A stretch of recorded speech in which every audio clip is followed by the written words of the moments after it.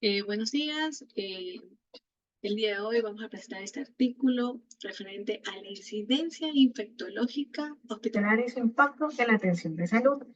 Eh, los autores de este artículo somos el doctor Carlos Paz Sánchez, el doctor Antonio Guacho Bonilla, la doctora Carmen Rodríguez Díaz y quien habla, que es la doctora Carmen Correa. Referente a la incidencia infectológica hospitalaria, se entiende que es un impacto muy significativo en lo que abarca lo que es la atención de salud en los hospitales básicos, en lo que va afectando lo que es la calidad, la seguridad y lo que es la eficiencia de la atención médica. Por lo que todas estas infecciones asociadas a lo que es la atención de salud es un gran desafío en la parte intrahospitalaria, en la parte de la salud. Asimismo, tenemos que la Organización Mundial de la Salud reconoce que estas infecciones asociadas a la atención de salud son aquellas que afectan al paciente en el momento del ingreso a nivel hospitalario y también específicamente puede ser en instalaciones comunitarias o bajo una instancia en su hogar, porque estas infecciones no estaban presentes ni en un periodo de incubación durante el momento de su ingreso e incluso que puede verse en algunos pacientes después de que haya recibido el daño, por lo que producen un impacto estas infecciones durante la asociación de la atención de salud, no solamente es a nivel de pacientes, sino que también a nivel de los familiares, incluso en el personal de salud. Todos ellos tienen una estrecha relación. Por eso que las IAS, que son las siglas de infecciones asociadas a la atención de salud, son condiciones adversas que puede cursar el paciente durante su hospitalización, pero también durante la atención ambulatoria o posterior a una cirugía. ¿Cuáles son las más frecuentes? Son la neumonía asociadas a ventiladores, las infecciones de vías urinarias, las infecciones del torrente sanguíneo y las infecciones del sitio quirúrgico. Estas infecciones tiene una asociación muy alta en la parte de las tasas de morbilidad y mortalidad. Y dentro de este grupo también se incluye la parte de las infecciones ocupacionales, que esa parte aquí es adquirida en cambio por el personal de salud. Asimismo, debemos abordar este gran problema de manera efectiva.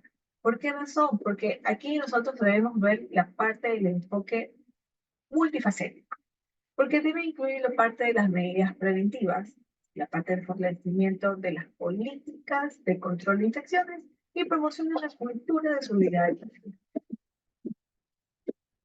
Entonces, el impacto de esta incidencia infectológica no se limita solo al ámbito clínico, sino que también hay que ver la parte económicas y sociales. El tratamiento adicional requerido para abordar las infecciones nosocomiales pueden aumentar el costo en la parte de la atención médica y a su vez prolongar lo que conocemos como la estancia hospitalaria de los pacientes. Lo que a su vez, ¿qué va a pasar? ¿Qué va a ocurrir? Va a afectar lo que es la disponibilidad de camas y recursos para otros pacientes. Por ende, la percepción pública de la seguridad y calidad de la atención en los hospitales básicos puede verse muy comprometida. Y por ende, eso nos puede debilitar la confianza hacia los diferentes sistemas de salud. Y que esto puede afectar la relación entre lo que es la paciente y los proveedores de la atención médica. Por eso que cada vez que hay incremento de esta mortalidad, afecta directamente al sistema de salud pública, ya que tendrá, por ende, un mayor costo por reingreso u hospitalización prolongada, afectando de manera significativa la calidad de vida de los pacientes. Por eso, estas infecciones se manifiestan aproximadamente a las 48 horas después de la admisión de un paciente. Y por eso es importante que este control de infecciones nosocomiales sean vigiladas en la parte epidemiológica, porque en ella encontramos las herramientas sistemáticas para realizar lo que es la recolección, el análisis de la información e interpretación de los datos que obtengamos, que son esenciales. ¿Para qué? Para poder hacer lo que es la planificación, la implementación y lo que es la evaluación de las prácticas de salud. En este caso, de la prevención y control de las infecciones asociadas a la atención de salud, o como sus siglas, que es el IAS. En la parte metodológica, se realizó este artículo con una revisión sistemática.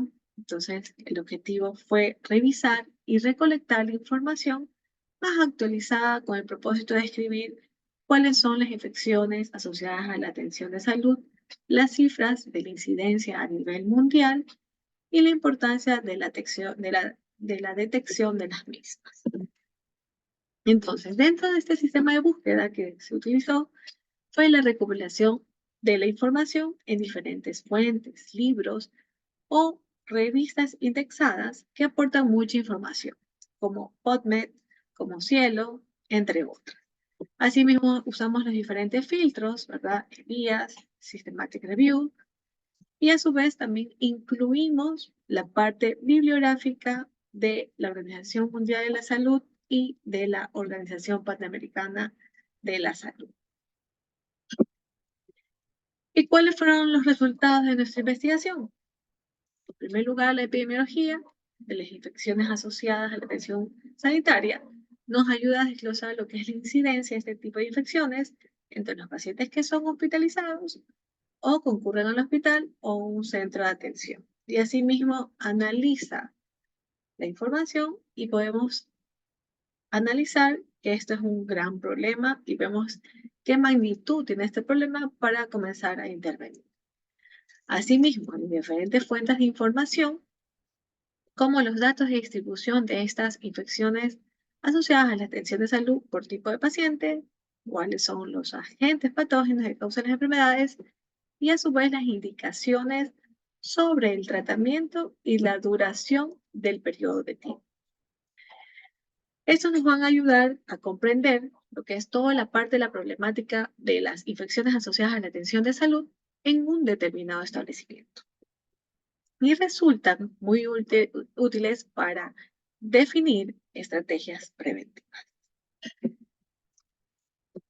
Entonces, las IAS, que son las infecciones asociadas a la atención de salud, afectan en un promedio entre 1 de cada 20 pacientes hospitalizados. Eso quiere decir un total de 4.1 millones de pacientes.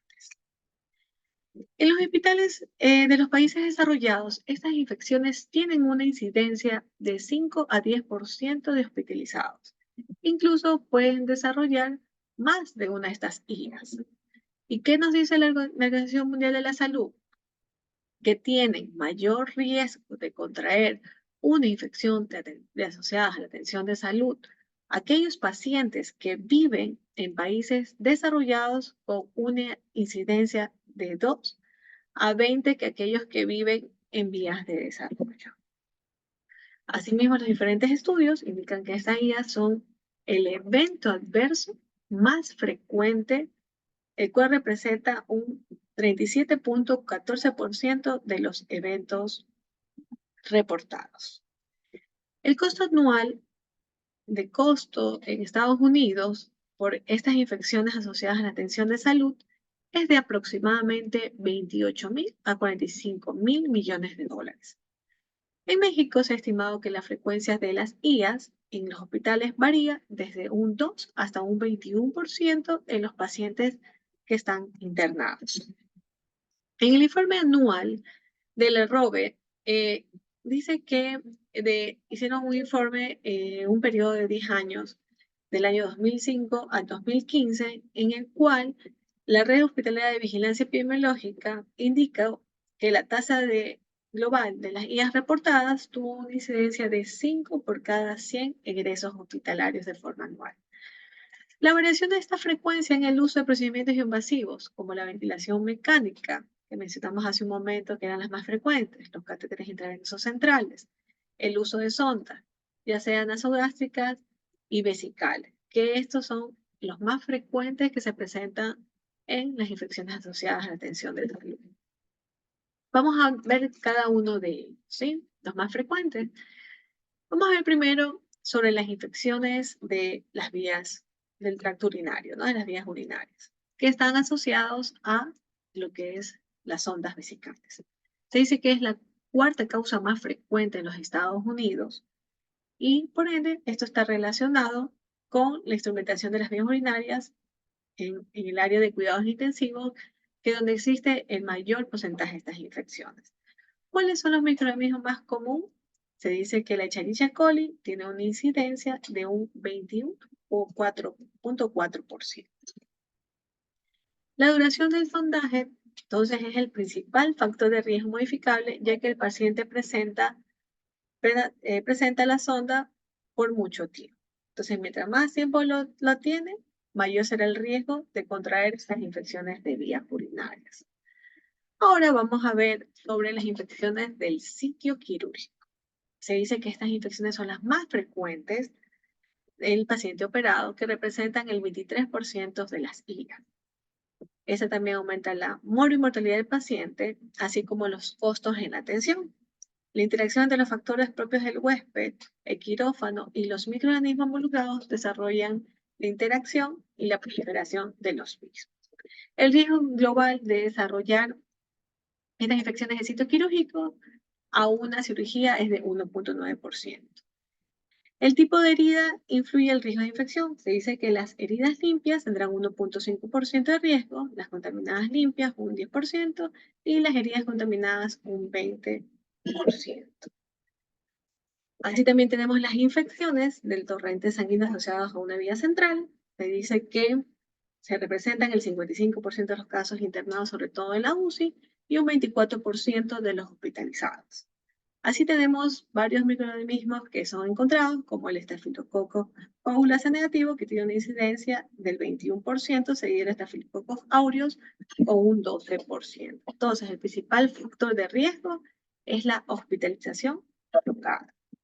Así también tenemos la neumonía adquirida, que es la primera causa de la infección nosocomial en la parte de la unidad de cuidados intensivos.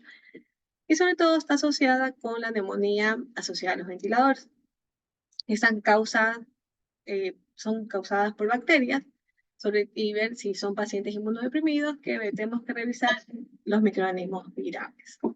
Entonces, se dice que una neumonía adquirida a nivel hospitalario se desarrolla durante las primeras 48 a 72 horas.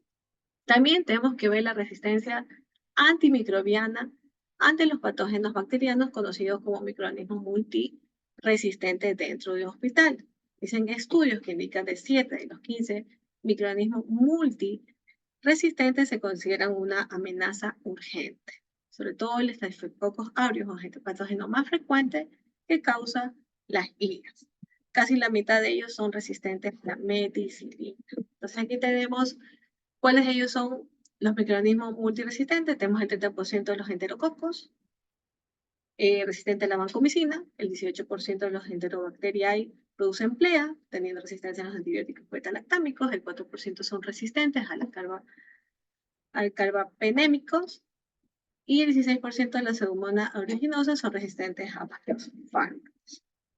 Entonces, este microorganismo multiresistente tiene una elevada tasa de mortalidad, una incidencia hasta 4 veces mayor que las infecciones causadas por patógenos sensibles a los antibióticos. Asimismo, una manera de limitar la transmisión de estos microorganismos multiresistentes en la parte intrahospitalaria es mantener los protocolos de bioseguridad, entre ellos el lavado de manos, precauciones médico y familia, entrar en contacto con el paciente, desinfección de los equipos del cuidado del paciente, así mismo como su entorno. ¿Cuáles son nuestras conclusiones? Los pacientes con estancia hospitalaria prolongada tienen elevada posibilidad de contraer y de transmitir enfermedades infecciosas a individuos con los que mantienen contacto familia o personal de salud. Las IAS son un problema de salud pública con un índice alto de mortalidad. Lo más importante serán las medidas de precaución en la parte hospitalaria. Asimismo, tenemos que tener precaución en aquellos pacientes que hay que tenerlos en aislamiento, usar el equipo de protección personal adecuado para tener así una parte adecuada y no continuar con una transmisión de organismos multiresistentes, ¿sí? Asimismo, los exámenes de laboratorio, en especial los cultivos, son muy importantes para determinar esta existencia de las guías e identificar los patógenos para un tratamiento oportuno. y por ende hay que hacer un monitoreo de los pacientes con sospecha o con alguna confirmación de presencia de un patógeno multiresistente, ¿no? El mejor tratamiento para la prevención de las infecciones asociadas es la prevención. Entonces, el entorno hospitalario se debe fortalecer. Los comités de vigilancia epidemiológica para el adecuado cumplimiento, por ejemplo, el higiene de manos. Y por último, también se recomiendan los esfuerzos institucionales para reducir la prescripción innecesaria de los antibióticos. Muchas gracias por su atención.